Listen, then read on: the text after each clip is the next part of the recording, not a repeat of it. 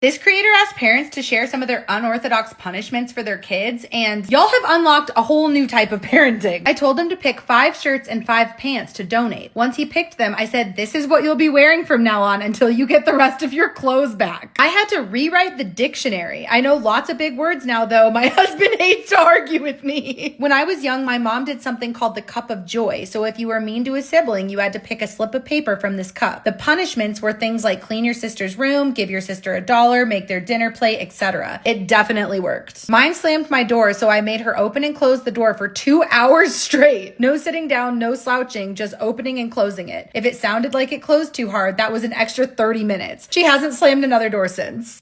If my kid complains about what's for dinner, he has to make dinner the next night. I don't mean hot dogs. I mean chicken parmesan, steak stir fry, lasagna, real meals, and all the sides from scratch. He learned to appreciate the work that went into the meal and not have a fit just because it's not McDonald's. I love this. Raise kids who know how to cook. Said the F word when I was little, so I had to write every single F word from the dictionary. I saw a TikTok a long time ago about a young man whose mom made him do 1,000-piece puzzles, and his punishment was over when the puzzle was done, and apparently he got really good at them. Puzzles teach patience, critical thinking, and analytical skills. Everything becomes a privilege. Phone, TV, snacks. When my kids had to ask me permission for everything, they had a constant reminder I was in charge of this house, not them. I don't know about the food thing, but the rest of it okay. I have diagnosed social anxiety. My punishment at 13 was to do a 10-week-long improv class. Did it help with your anxiety? I've always said I'm going to have my kids copy down however many pages of the dictionary for how old they are, front and back, legible or start over. You can be ungrounded after it's done. I don't care if it's done that night or in 40 weeks. Every Saturday night, instead of gaming or hanging out, we watch documentaries about important social issues and health topics. After, they have to create a thesis in relation to the film and defend it against me. We're working on respectfully disagreeing. I actually love this one. Mine at that age, I took away her sense of style. White t-shirt, jeans, white Walmart Keds, like a uniform. You have to find their personal currency. If you have time to be mean, you have time to clean is my favorite saying. All 4 of mine were cleaning my baseboards with Clorox wipes for an hour yesterday. For the summer I was grounded, my parents signed me up for every volunteer program that took my age range. I also did math workbooks for 2 hours a day. My mom made me wear straight back cornrows to school for a week. I shaped up quickly. My brother talked back to my mom too much, so he had to be mom for a week. She kept adding on days with his attitude. He had to do laundry, cook dinner, go with her to the store, go with her to pick up the kids, etc. for 9 days. You know what? Whatever helps them get it. We used to either go do yard work for a neighbor all day or wall sits. Sounds horrible, but I was strong as